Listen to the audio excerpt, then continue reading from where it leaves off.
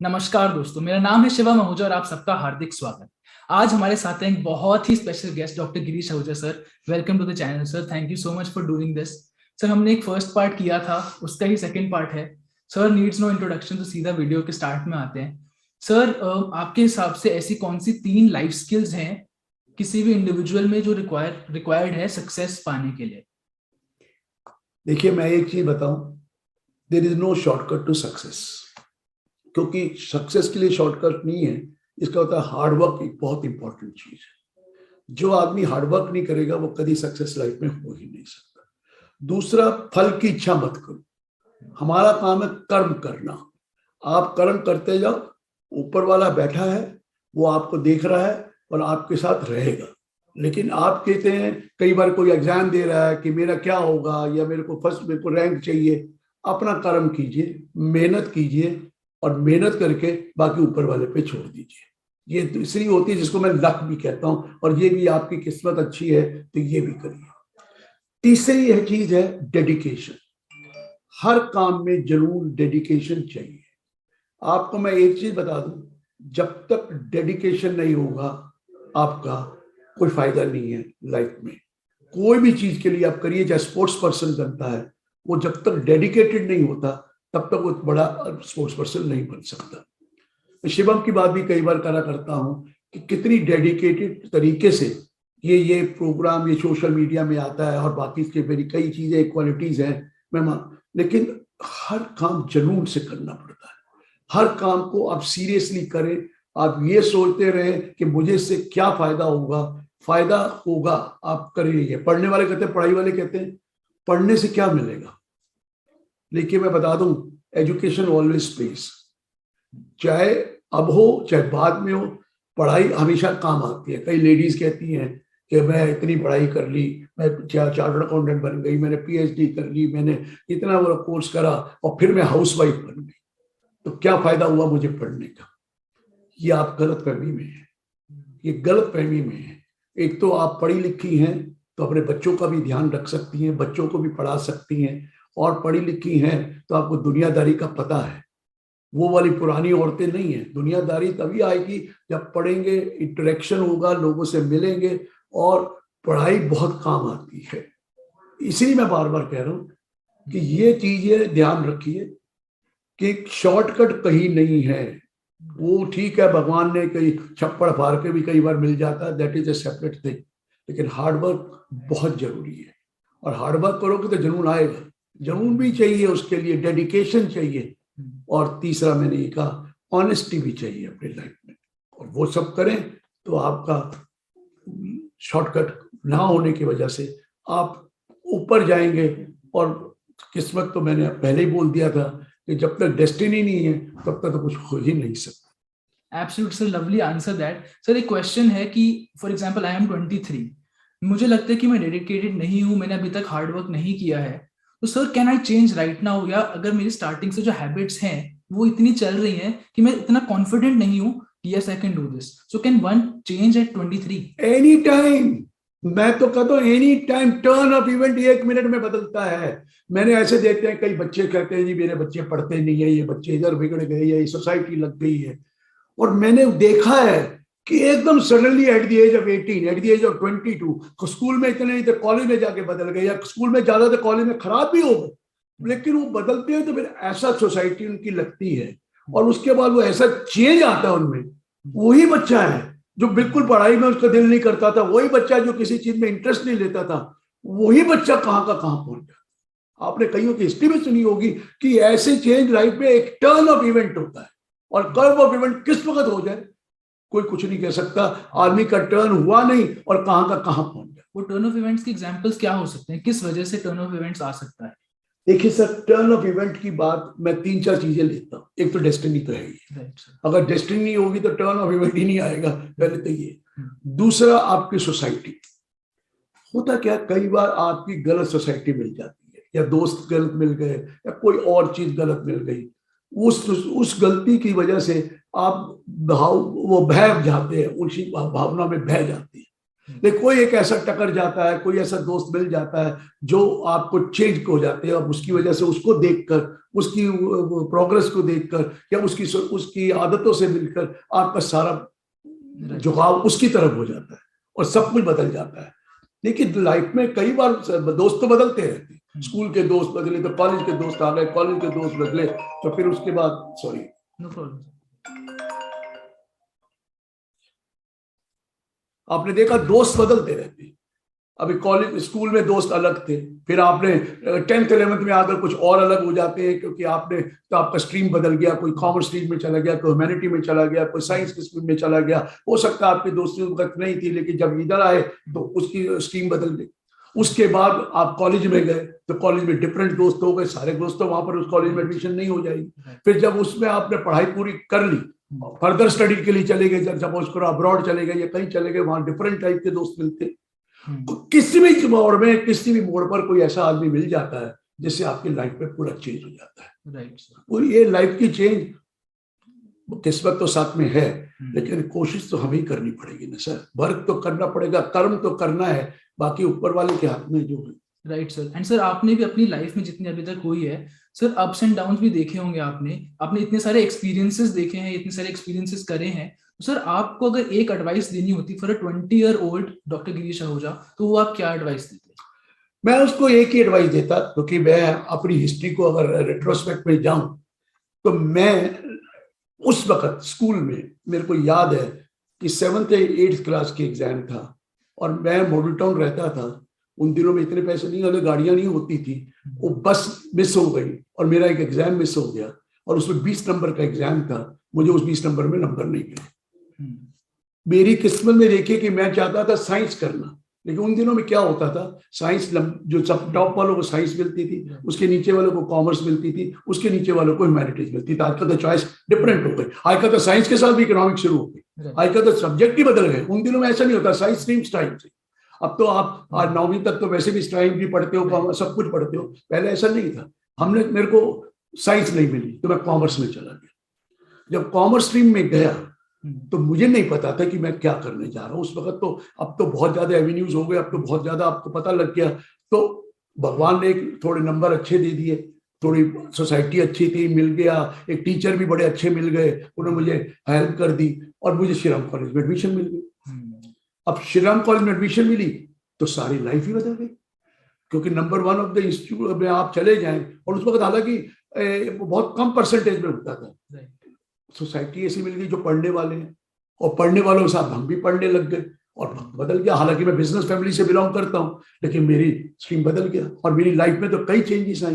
लेकिन मैं एक चीज बताऊं, मैं लड़कियों को भी बोला करता हूं कि जब आप स्कूल से कॉलेज जाएं तो गर्ल्स कॉलेज में जाने की जरूरत नहीं है, कोएड कॉलेज में जाइए। वो कहते क्यों, ऐसा क्यों है, कोएड में क्यों जाए, गर्ल्स कॉलेज में? क्या होता है कि जब आप गर्ल्स कॉलेज में जाते हैं तो उसमें कुछ लड़कियों की शादी हो जानी है कॉलेज के टाइम पे या कॉलेज के इमीडिएटली आफ्टर। कई पेरेंट्स यही चाहते हैं कि कॉलेज खत्म करे, शादी कर दे, तो उनमें एम्बिशियस नहीं होती, एम्बिशन बिल्कुल नहीं होती। वो कहते हैं हाउसवाइफ भी बनना है, हमने तो यही करना है, कुछ में होती है।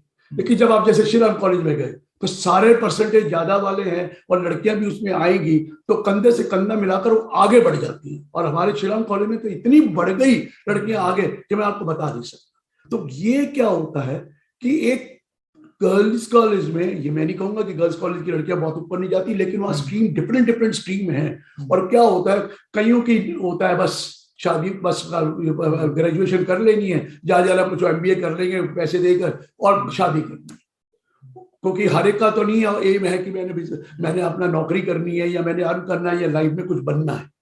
लाइफ में कुछ बनना है तो सोसाइटी उसी तरह की चाहिए जो उसके जो पढ़ने वाले हैं। अब जैसे स्पोर्ट्स पर्सन है तो स्पोर्ट्समैन की सोसाइटी अगर स्पोर्ट्स वालों के साथ मिल जाएगी तो वो ऊपर चले जाएंगे, अगर नहीं मिलेगी तो वो फिर उस तरह हो जाएगा। तो इसलिए मैं कह रहा हूँ थोड़ा सा हमें भी अपना पिक एंड चूज करना चाहिए कि कौन दोस्ती रखनी है, क्या नहीं है। बचपन ठीक था, 15-16 साल तक समझ नहीं थी, लेकिन एक कॉलेज में आकर तो समझ आ जाती है।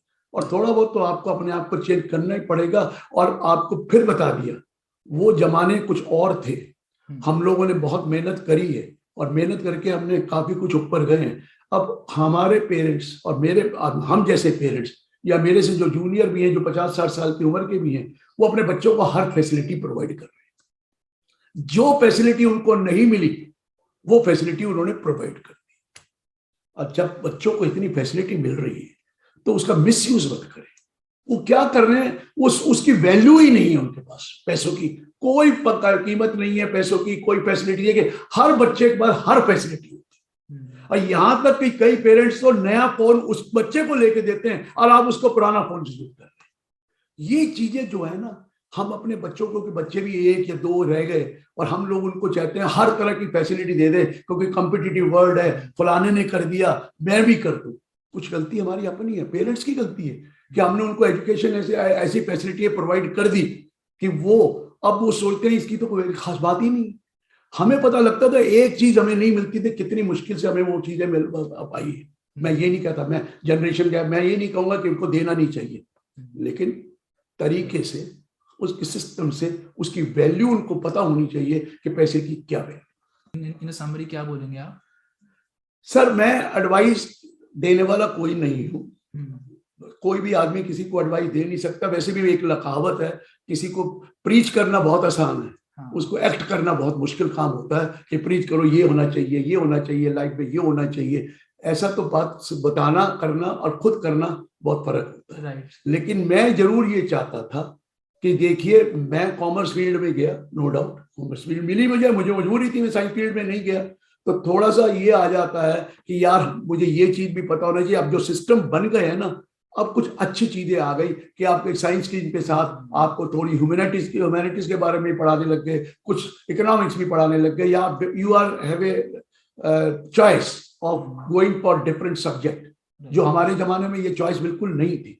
लेकिन लाइफ में मैंने एक चीज बताई कि आप सिर्फ पढ़ाई से कुछ नहीं बन सकते। पढ़ाई के साथ साथ प्रैक्टिकल एक्सपीरियंस, प्रैक्टिकल नॉलेज और प्रैक्टिकल, अगर जब तक आप आदमी प्रैक्टिकल नहीं होगा, उसको एक्ट अपॉन नहीं करेगा, तब तक वो कुछ नहीं बन सकता। पढ़ाई एक आपको एक प्लेटफॉर्म दे देती है। उस प्लेटफॉर्म के बाद अगर आपने आगे काम करना है, जिस भी फील्ड में जाना है, उसमें प्रैक्टिस तो करनी पड़ेगी, उसमें मेहनत तो करनी पड़ेगी, उसको समझने की कोशिश करनी पड़ेगी। ये मत सोचिए जब मैं काम कर रहा हूं तो मुझे पगार क्या मिल रही है। अरे आप ये सोचिए मुझे सीखना क्या क्या है। सीखेंगे तो ऊपर जाते जाएंगे। अगर आपका इंटरेस्ट उसमें रहेगा, आप उसको दिल से करेंगे, सिर्फ यही नहीं है for the sake of earning money, तो for the sake of getting knowledge, for the sake of getting practical experience, उससे बहुत फर्क पड़ता है सर। राइट। एंड सर, एक लास्ट चीज मैं आपसे पूछना चाहता हूँ। सर, आप भी मेरे पापा को, CR अनहोजा सर को बहुत टाइम से जानते हैं, तो सर उनके बारे में आपका क्या कहना है? मैं एक चीज आपको बताऊं, मैंने बहुत लोगों को देखा, ये is a very good chartered accountant, बहुत अच्छी तरीके से वो अपने आप को अपडेट करते रहते हैं और उनका प्रैक्टिकल एक्सपीरियंस तो मैं अप्रिशिएट करता हूं। कई जगह तो मैं वो चीज नहीं जानता क्योंकि मैं ऑडिट नहीं करता, वो तो ऑडिट भी करते हैं। उनसे पूछिए ऑडिट के बारे में, उनको ऑडिट के बारे में पता है। उनसे पूछिए टैक्स के बारे में, टैक्स के बारे में पूछा, इनडायरेक्ट टैक्स के बारे में पूछे, इनडायरेक्ट टैक्स के होता है, पेमा के बारे में। तो इसका मतलब है उन्होंने अपने आप को उसमें ढाल लिया है, उसमें अपने आप को इन्वॉल्व कर लिया है। और वो ये नहीं है कि जरूरत होगी तो ही करेंगे, और थोड़ा सा अपडेट करते रहते हैं और इंटरेक्शन करते रहते हैं, और प्रोग्राम तो पता ही है वो करते हैं। तो मैं ये बता रहा हूँ, नॉलेज गेन करना, चाहे उसकी जरूरत आज हो या ना हो, कल वो काम आती है। और उन्होंने, मैंने देखा कि उनको ये नहीं है कि यार ये मेरा तो सिर्फ ऑडिट का काम है तो मैं सिर्फ ऑडिट ही करूं, नहीं, उनको बाकी नॉलेज की, बाकी सब्जेक्ट की, बाकी पूरी नॉलेज दुनियादारी की है। मैं एक जगह लैग करता हूं, वो है कि हमारे जमाने में कंप्यूटर्स नहीं थे। हमारे जमाने में इतना मैं कंप्यूटर से भी नहीं हूं, मैं उतनी चीजें नहीं कर रखा, लेकिन उन्होंने अडॉप्ट की है। लेकिन मैं क्योंकि उन चीजों में नहीं गया, कि एक वक्त आ गया, एक टाइम आ गया कि वर्क एज का काफी फर्क है। लेकिन आप ये सोच लें कि बगैर कंप्यूटर के, बगैर उन चीजों के सीखे आप काम कर सकोगे, बहुत मुश्किल है, बहुत डिपेंडेंट होना पड़ता है। और डिपेंडेंट होके फिर आदमी बड़ा मुश्किल पड़ता है। जैसे एक गाड़ी चलानी है ना, अगर आपने गाड़ी चलानी छोड़ दी, उसके बाद आपको गाड़ी चलती नहीं, फिर तो आप डिपेंडेंट हो जाते हैं। और ड्राइवर भी आपको वो आपका ब्लैकमेल करता है कि भाई ये तो, ये मेरे बगैर कुछ कर नहीं सकते। हिम्मत होनी चाहिए, हर काम करना चाहिए। एट दिस एज भी अगर मुझे अपनी गाड़ी ड्राइव करनी पड़ेगी, मैं खुद ड्राइव करूंगा, तो ये रहेगी। छोड़ना नहीं, अपने आप को बिल्कुल पैम्पर नहीं करना है। आपको वो जो एक्टिविटीज करते हैं, जैसे ये मेरी गलती है, मेरे को टाइम नहीं कर कि मैं पूरे अपने आप को इन्वॉल्व नहीं कर सका और पूरा कंप्यूटर की बात चीजें सीख नहीं सका, इससे मुझे बहुत दिक्कत होती है एट टाइम्स। लेकिन फिर भी मेरी आदत है, मैं अपने जूनियर से, चाहे शिवम बैठा या कोई बैठा मेरे ऑफिस में, मैं उससे पूछता रहता हूँ, कुछ ना कुछ सीखता रहता हूँ, चलो कुछ तो ऐड होगा मेरी नॉलेज में। मुझे तो टेलीफोन हैंडल करना नहीं आता था जब तक मैं जब पहली बार अपना मोबाइल लिया, और आहिस्ता आहिस्ता सीख के, और मैंने इतने ऐप्स का तरीके सीख लिए और इतनी चीजें सीख ली। तो सीखना तो लाइफ पे तो किसी से भी सीखिए, बचपन से बच्चों से भी सीखिए, ऐसा नहीं है सिर्फ बड़ों से ही सीख सकते हैं। शर्म नहीं होनी चाहिए सीखने।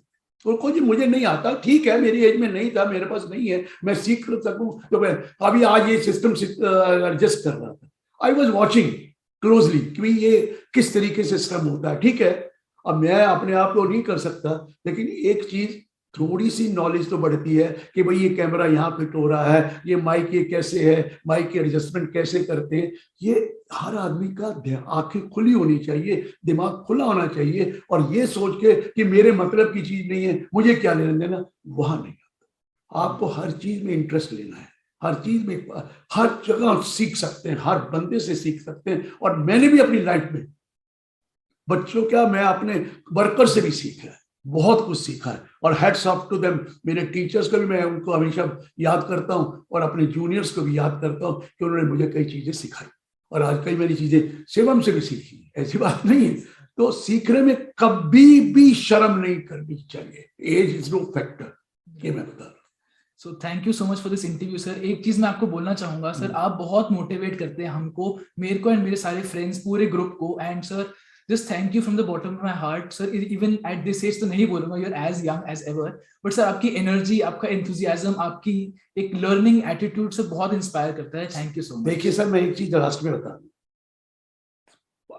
उम्र तो ये सोच के कि मेरी उम्र ये हो गई और मेरे को अब तो बुढ़ापा आ गया, तो फिर लाइफ में, जिंदगी में कुछ रहता नहीं। Right sir. अपने आप को मोटिवेट करो, और अपने आप से भी करते रहो, दुनिया को ये, और अपने जो जूनियर्स हैं उनसे दोस्ती रखो, उनसे प्यार रखो, दोस्ती तो नहीं मैं कहूंगा, प्यार रखो, और वो भी बड़े खुश होंगे आपसे मिलकर, जब अगर आप उनसे भी अच्छी तरह बात करेंगे तो खुश। तो यही मैं हमेशा कहूंगा, अपने आप को ये बात समझो मैं क्या चीज हूँ। भगवान ने सभी ह्यूमन बीइंग हैं, और प्यार मोहब्बत से रहेंगे तो जरूरी जिंदगी अच्छी बीतेगी। Thank you.